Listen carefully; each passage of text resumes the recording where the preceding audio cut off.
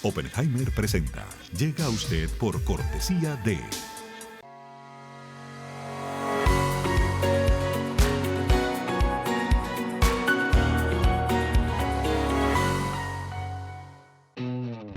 UAD es más que una universidad. Es vivir una experiencia única de aprendizaje. Es tu tiempo de vivir. UAD Experience. ¿Sabías que según un estudio de la Universidad de Oxford, casi la mitad de los trabajos actuales podrían dejar de existir en 10 años? La inteligencia artificial llegó para quedarse. ¿Cómo te va a afectar la automatización? ¿Cuáles son los trabajos del futuro? Andrés Oppenheimer te lo cuenta en su nuevo libro, Sálvese quien pueda. Y no te quedes atrás. Encuéntralo en librerías.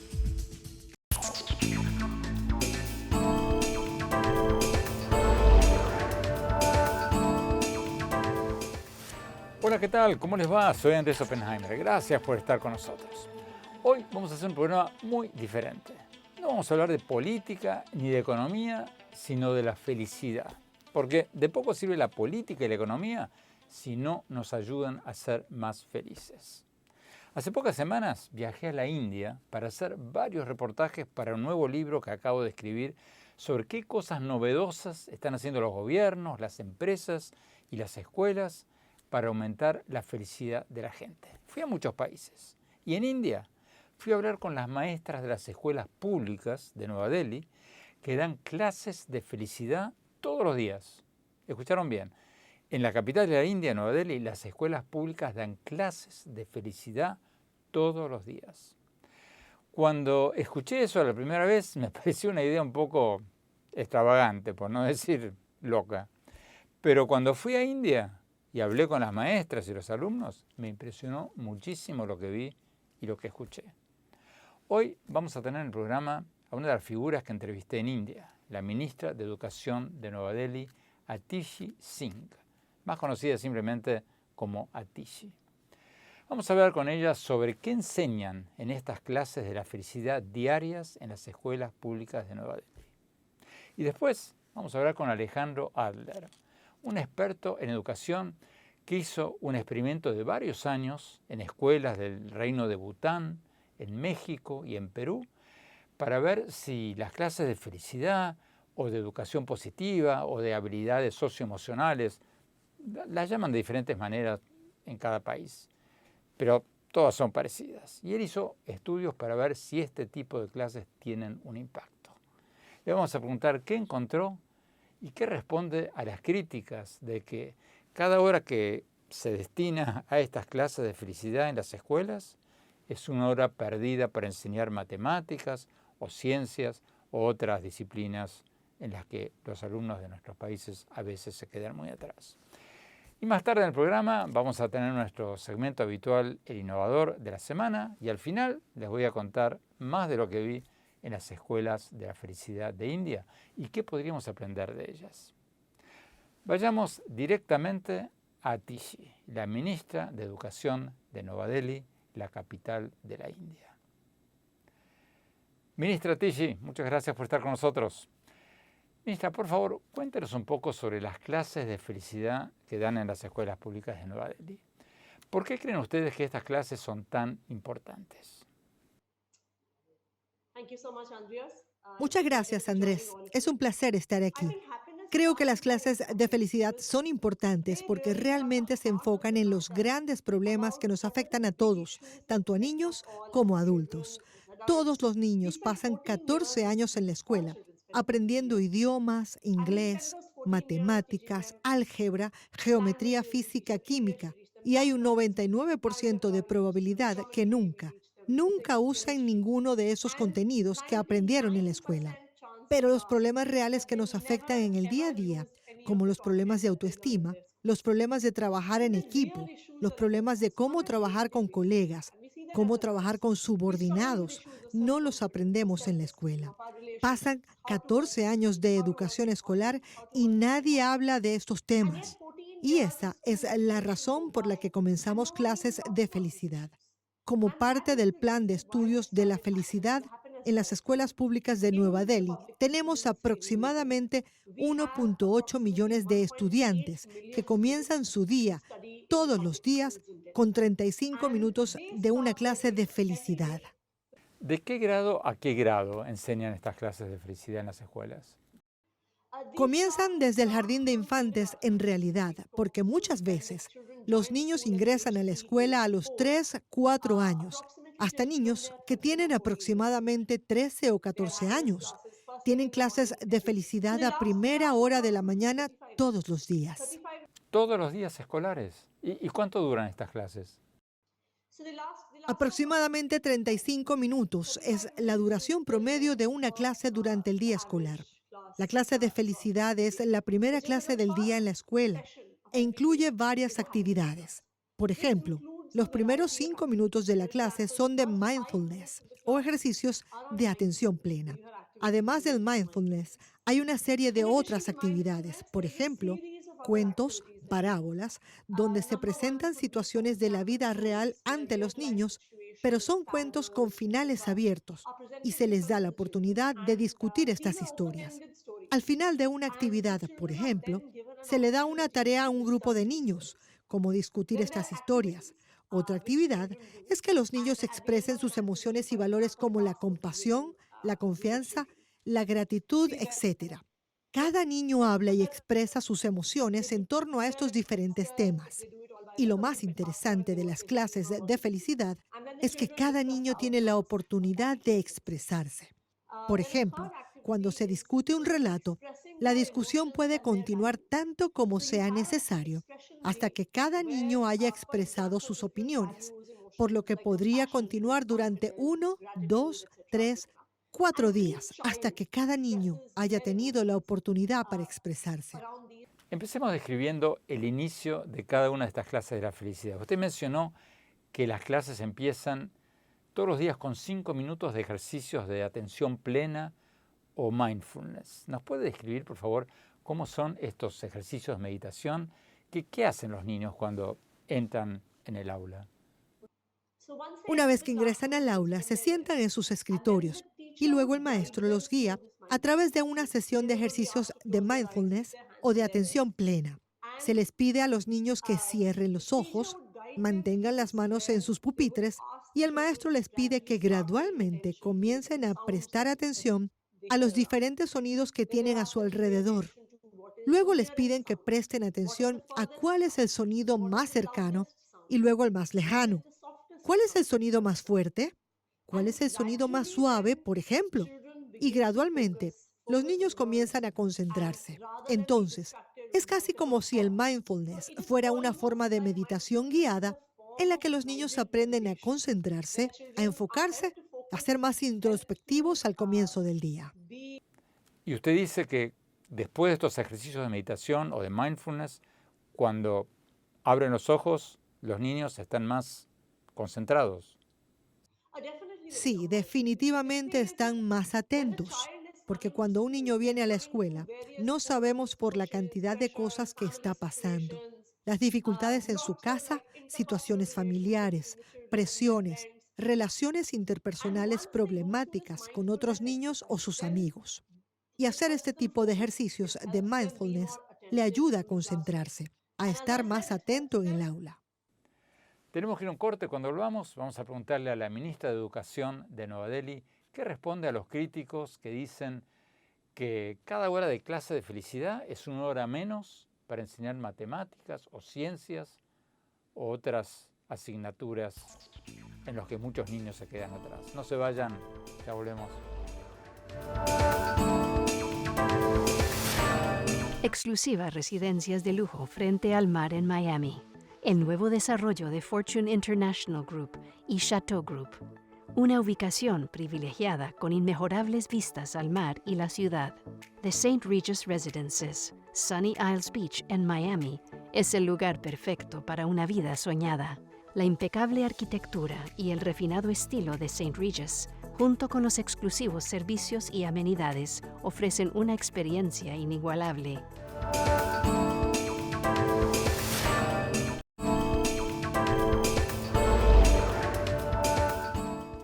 Gracias por seguir con nosotros. Seguimos analizando las clases de felicidad que dan en todas las escuelas públicas de Nueva Delhi, la capital de la India.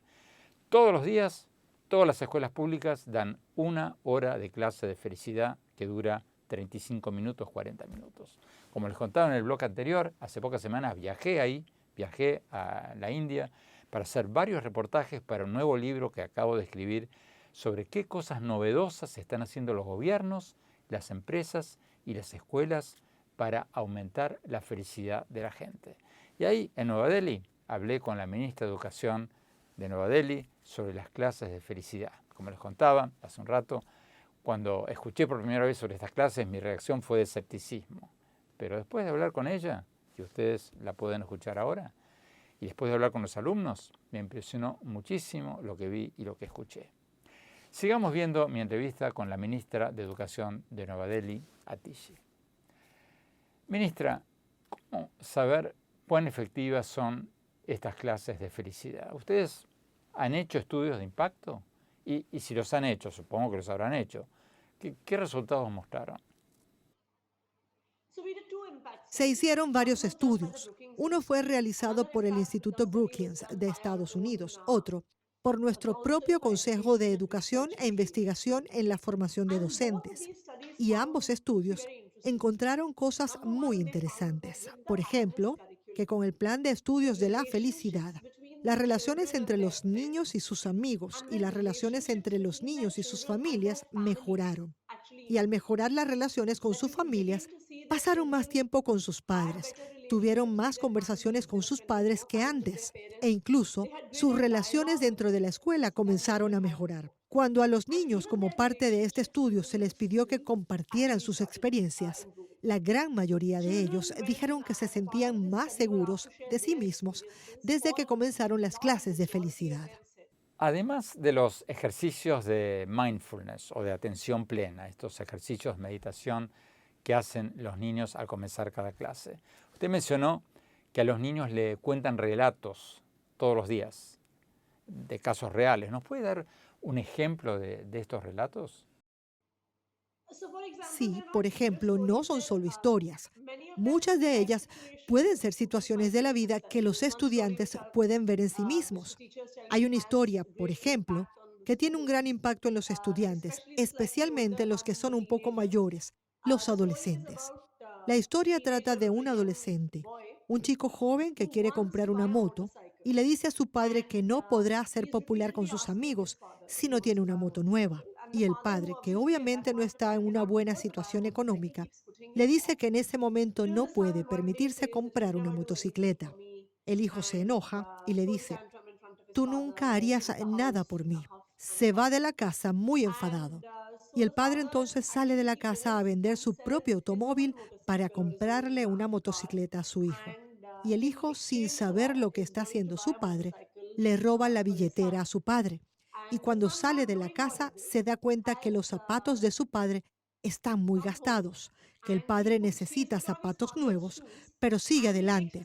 Se sube a un autobús y saca la billetera de su padre y se da cuenta de que no hay mucho dinero allí. Y acto seguido, escucha a un grupo de personas que está hablando de un hombre que quiere cambiar su viejo vehículo para comprar una moto nueva. Y el joven se da cuenta en ese momento de que el hombre que había vendido su automóvil era su padre, que no tenía dinero para comprar sus propios zapatos. Así que el hijo se baja del autobús, se va a casa y al final le dice al padre: no me compres una moto, tú necesitas comprarte zapatos nuevos. Entonces, se abre una discusión con los estudiantes sobre lo que es el éxito y la popularidad.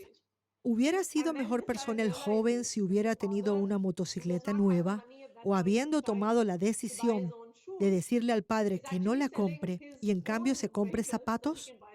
Este es el tipo de situaciones de la vida que se presentan en clase y luego se abren a discusión. ¿Qué responde a los críticos que dicen que las clases de felicidad son muy bonitas, fantástico, pero que no podemos darnos ese lujo porque cada hora de clase dedicada a la felicidad es una hora de clase que se pierde para enseñar matemáticas o ciencias? Hay dos respuestas a esto. Número uno, Les preguntaría a esos críticos, como adultos, ¿ustedes usan las matemáticas o las ciencias en su vida cotidiana? ¿O usan su sentido de confianza en sí mismos, autoestima y habilidades relacionales? ¿Qué usan más? Y la segunda pregunta es que si un niño es infeliz, si un niño está lidiando con múltiples problemas emocionales con los que no sabe lidiar, con problemas de autoestima, ¿puede concentrarse en sus estudios? Si quieren tener un buen desempeño académico con los niños, necesitan tener un sentido de autoestima, confianza en sí mismos y la capacidad de concentrarse. Y creo que las clases de felicidad realmente le traen todo eso. ¿Hay alguna evidencia de que estas clases ayudan académicamente a los niños? Hemos hecho estudios sobre eso, pero definitivamente es más importante escuchar las experiencias de los estudiantes como anécdotas, porque muchos de ellos dicen que gracias a las clases de felicidad pueden concentrarse más en sus estudios. Por ejemplo, recuerdo la historia de una niña en duelo que perdió a su padre durante la pandemia y sus maestros descubrieron que después de eso simplemente no podía concentrarse. Y es por estas clases de felicidad que tuvo la oportunidad de hablar, expresar dónde encontró un espacio seguro, dónde abrirse sobre estas emociones. Y eso realmente ayudó. Muchos niños han dicho que le han perdido el miedo a las matemáticas desde que comenzaron a tomar estas clases de felicidad. Los niños más felices son más seguros y si se sienten más seguros, enfrentan mejor sus desafíos académicos. Ministra Tishi, muchísimas gracias por esta entrevista. Tenemos que ir a un corte. Cuando hablamos, vamos a hablar con Alejandro Adler, el experto en educación que hizo un experimento en varios años en escuelas del Reino de Bután, en México y en Perú, para ver si las clases de felicidad o de educación positiva o de habilidades socioemocionales, las llaman de diferentes maneras en diferentes países, para ver si estas clases tienen algún impacto. No se vayan, ya volvemos.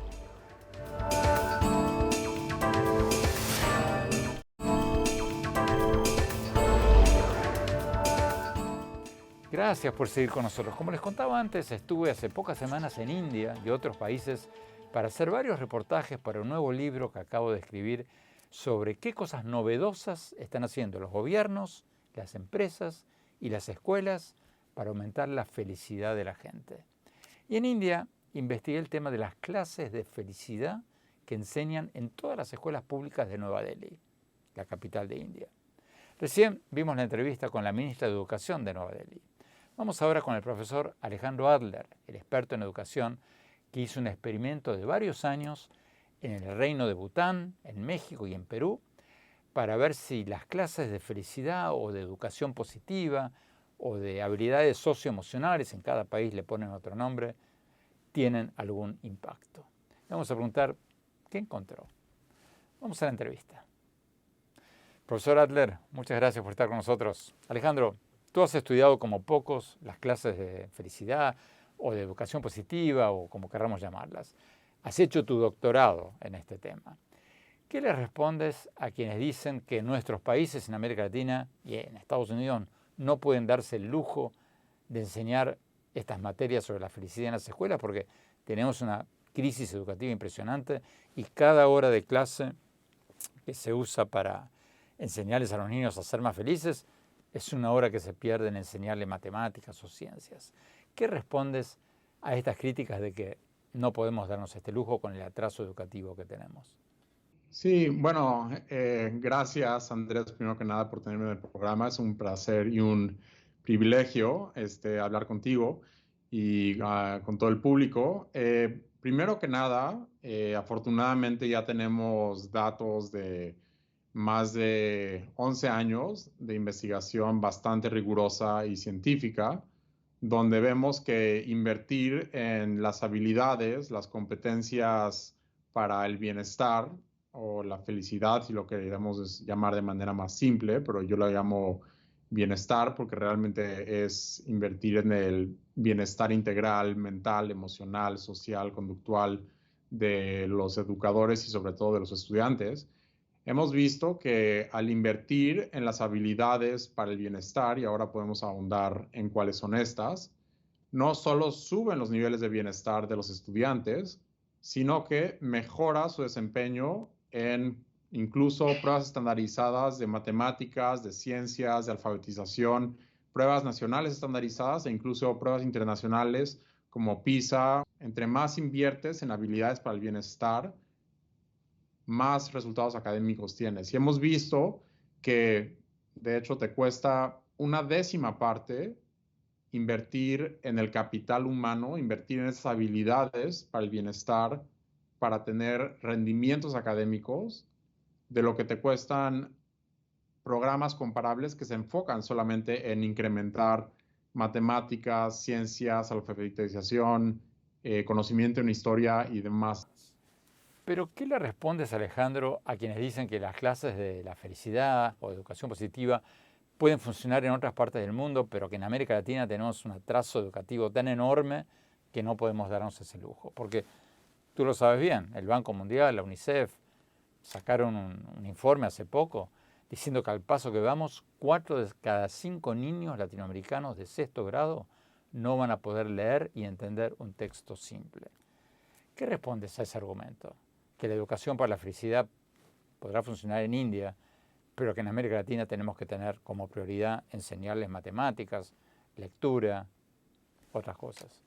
Pues justamente el mismo jefe de educación del Banco Mundial, Jaime Saavedra, cuando era ministro de Educación de Perú, tuve la fortuna de colaborar con él para hacer un estudio con casi 700 escuelas peruanas a gran escala, con casi 1 millón de estudiantes peruanos, donde implementamos estas habilidades cognitivas, sociales, emocionales, conductuales, y vimos a través de 2 años que invirtiendo en estas habilidades de bienestar en Perú, un país latinoamericano, el desempeño académico de estos estudiantes latinoamericanos en estas 700 escuelas incrementaron radicalmente en cuanto a habilidades fundamentales de matemáticas, ciencias, alfabetización, y de nuevo, usando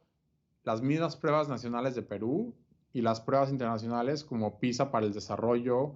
Lo mismo hemos visto en el estado de Jalisco, en México. Entonces, no nada más, esto no es algo hipotético, es algo que ya hemos hecho en Latinoamérica. ¿Qué se necesita? Se necesita voluntad política, se necesita compromiso político, se necesita recursos. Eso es lo que se necesita. ¿Cuál es la explicación de que con clases de felicidad se mejora el rendimiento académico de los alumnos? Dame un ejemplo.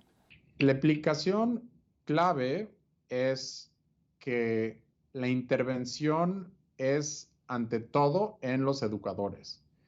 Y no solamente estás haciendo que tengan mejor pedagogía, sino estás realmente creando mejores educadores al capacitarlos para que ellos primero aprendan y vivan ellos mismos estas habilidades para el bienestar y las encarnen, y entonces sean modelos y sean mentores para sus estudiantes, y de esa manera puedan no solo mejorar el aprendizaje, sino crear mejores estudiantes.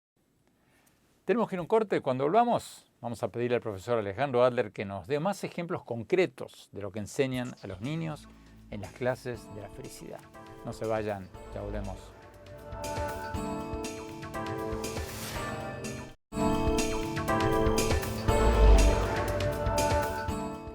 Gracias por seguir con nosotros en este programa especial sobre las clases de felicidad que se dan todos los días en todas las escuelas públicas de la capital de la India y también en otras partes del mundo. Como les contaba antes, estuve hace pocas semanas en India y otros países para hacer varios reportajes para un nuevo libro que acabo de escribir sobre qué cosas novedosas están haciendo los gobiernos, las empresas y las escuelas para aumentar la felicidad de la gente. Y me llamó muchísimo la atención lo que vi y escuché en la India. Sigamos viendo la entrevista con Alejandro Adler, el experto en educación que hizo un experimento de varios años en escuelas públicas del Reino de Bután, en México y en Perú, para ver si este tipo de clases de la felicidad o de educación positiva o de habilidades socioemocionales tienen algún impacto concreto. Sigamos con la entrevista.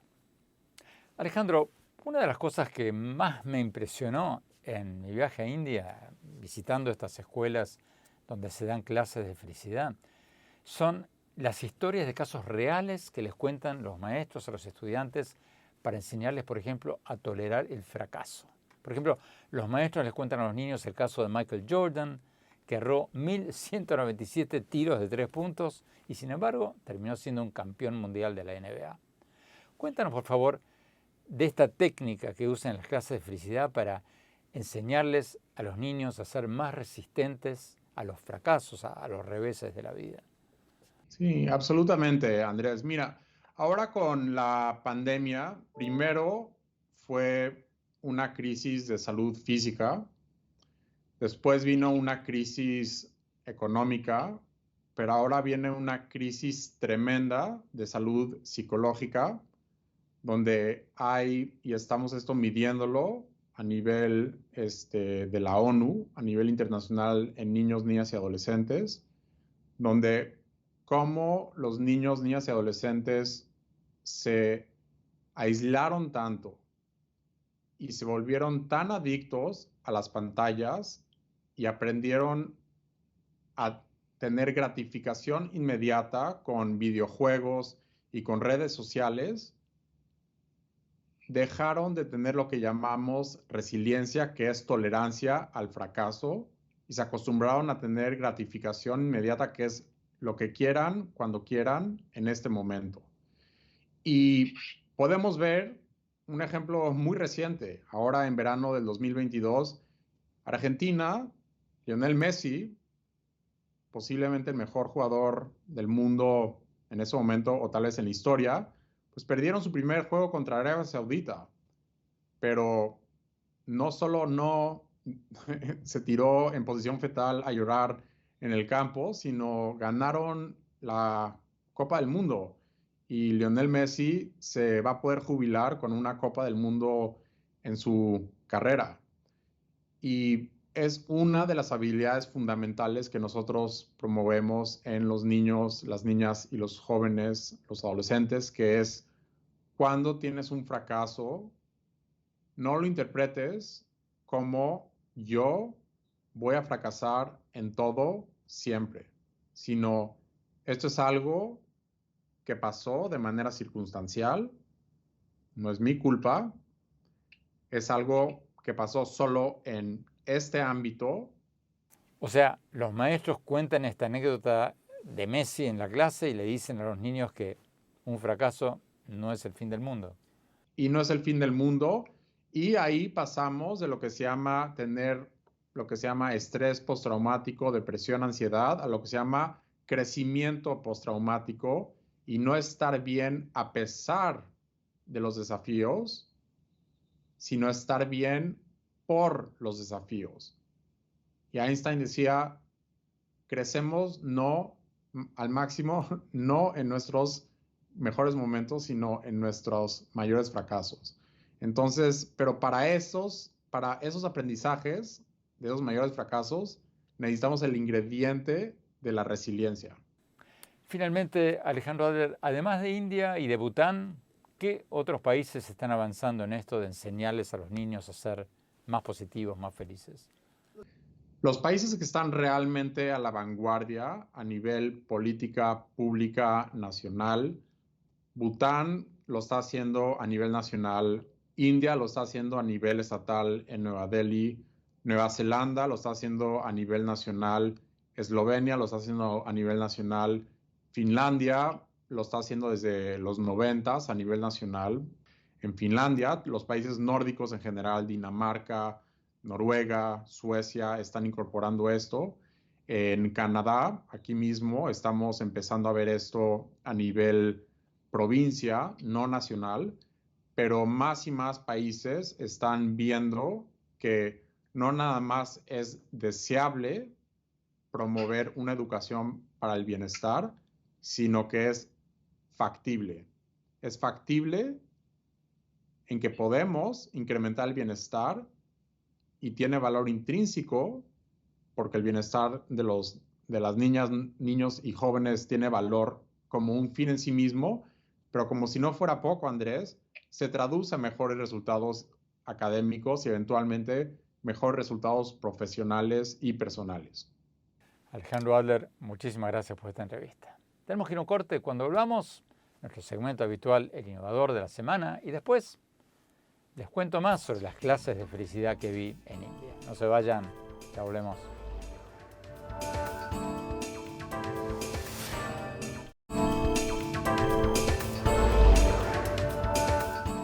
Gracias por seguir con nosotros. Vamos a nuestro segmento habitual, el innovador de la semana.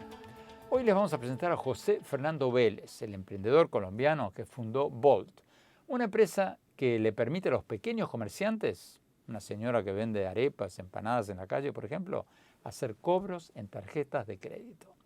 La empresa arrancó hace 4 años y reporta haber recaudado inversiones por $100 millones. ¿Escucharon bien? $100 millones. Vamos a la entrevista. El innovador de la semana es presentado por falabella.com, un nuevo punto de partida. José Fernando, gracias por estar con nosotros. Cuéntanos un poco de Bolt, por favor. ¿Qué hacen ustedes? ¿Sí? ¿Cómo han recaudado tanto dinero? Bolt es una empresa de pagos que le permite recibir pagos electrónicos, sobre todo con tarjeta de crédito, principalmente con tarjeta de crédito, a las pequeñas empresas en Colombia. Cuando tú dices una pequeña empresa, ¿estás hablando de una señora que vende ropa en su casa o que vende empanadas en la esquina? ¿A qué llamas una pequeña empresa? Bueno, es que en Colombia hay millones de pequeñas empresas, bueno, en América Latina, y nosotros le prestamos el servicio a todos esos clientes. Entonces, un buen ejemplo es la persona que tiene una pequeña tienda de ropa, que tiene 2 o 3 empleados. Una peluquería también puede ser un ejemplo, un restaurante, una manicurista, un taxista. Todos esos son clientes de Bolt.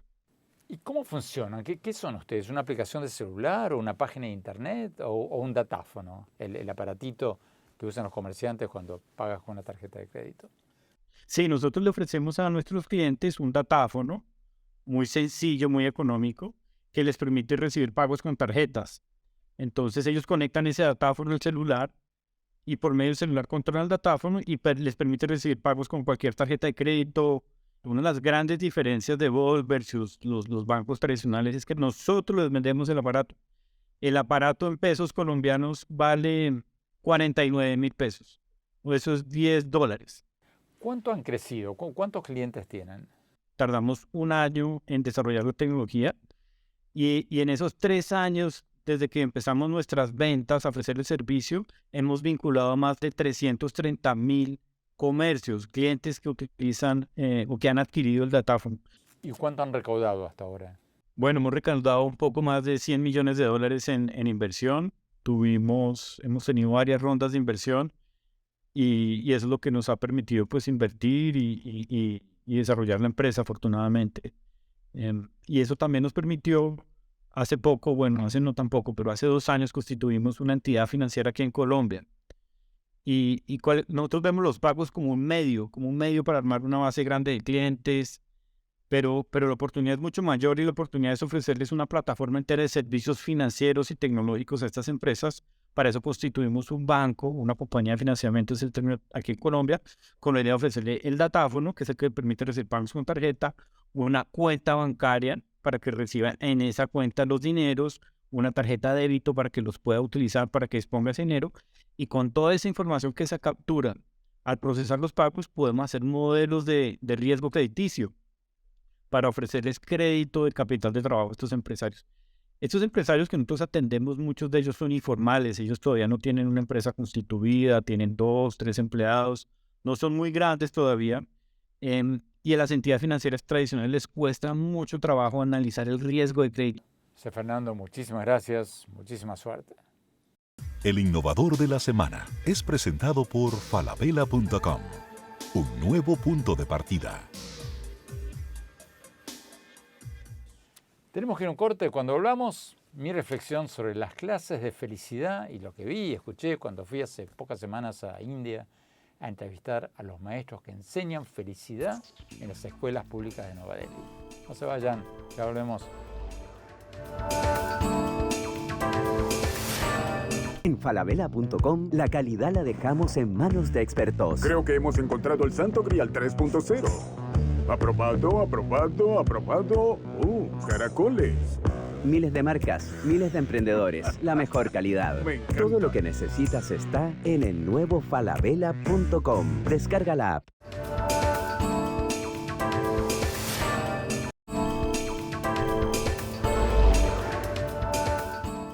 Gracias por seguir con nosotros. Mi reflexión sobre el tema del que hablamos hoy, lo que vi en mi reciente viaje a India y al Reino de Bután, donde hice varios reportajes para terminar de escribir un libro sobre qué cosas novedosas están haciendo muchos gobiernos, muchas empresas, muchas escuelas de todo el mundo para aumentar la felicidad de la gente. Como les contaba en el programa, en India fui a ver las clases de felicidad que dan todos los días en todas las escuelas públicas de Nueva Delhi. Al principio, como les contaba en el programa, yo era un poco escéptico sobre todo esto, sobre las clases de felicidad, como las llaman en India, o de educación positiva, o de habilidades socioemocionales. En varios países las llaman de diferentes formas. Pero después de ver esto con mis propios ojos en India, en Bután, en otros países, la verdad que me quedé bastante impresionado. ¿Qué me pareció bueno de estas clases? Bueno, me encantó, por ejemplo, el hecho de que todos los niños empiezan las clases con 5 minutos de ejercicios de meditación, de mindfulness o de atención plena. Según nos contaba en el programa de hoy la ministra de Educación de Nueva Delhi, esos ejercicios de meditación les permiten a los niños empezar la clase, ya sea de felicidad o de matemáticas, lo que sea, mucho más concentrados. Y eso les permite, nos dijo ella, mejorar su rendimiento académico. Yo la verdad que nunca aprendí a meditar, mucho menos cuando era pequeño, pero me hubiera encantado aprenderlo de chico y poder hacerlo naturalmente. Y la otra cosa que me pareció fantástica son los relatos de casos reales que cuentan las maestras a los niños en la clase para, por ejemplo, no dejarse vencer, derrotar, deprimir por los fracasos y a tener más confianza en sí mismos. Por ejemplo, en estas clases las maestras les cuentan a los niños que Michael Jordan erró 1.197 tiros de 3 puntos en su carrera, o por ejemplo que Messi sufrió una derrota terrible cuando Argentina perdió contra Arabia Saudita en su primer partido del Mundial del año pasado, después de que el equipo argentino no había conocido la derrota en 36 partidos seguidos. Entonces la maestra cuenta esta historia, este relato real, y después les pregunta a los niños, ¿cómo hubieras reaccionado tú ante una derrota como esa? ¿Cómo reaccionó Michael Jordan? ¿Cómo reaccionó Messi? Y se abre una conversación en la clase sobre cómo hay que enfrentar las derrotas de la vida. Y después, por ejemplo, como tarea escolar, los niños tienen que escribir un ensayo contando un ejemplo en que ellos fracasaron, por más pequeño que haya sido ese revés en la vida, y qué han hecho al respecto y qué deberían hacer. Y así los niños van interiorizando desde muy pequeños que un fracaso no es el fin del mundo, que hasta los más famosos sufren fracasos y que lo importante es saber levantarse después de cada uno de estos reveses. Ojalá a muchos de nosotros nos hubiera enseñado a pensar positivamente desde chicos, porque probablemente nos hubiéramos ahorrado muchísima mala sangre. Bueno, les voy a contar muchísimo más de todo esto en mi nuevo libro. Se nos acabó el tiempo por hoy. Los invito a visitar mi blog en la página de internet andresopenheimer.com. Síganme en mi Twitter, @OppenheimerA, en mi página de Facebook, Andrés Oppenheimer, y en mi cuenta de Instagram, Andrés Oppenheimer Oficial. Gracias por acompañarnos. Hasta la semana próxima.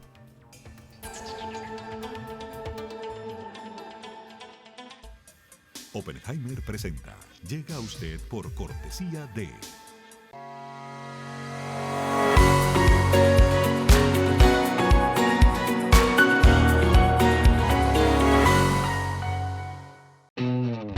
UAD es más que una universidad. Es vivir una experiencia única de aprendizaje. Es tu tiempo de vivir. UAD Experience.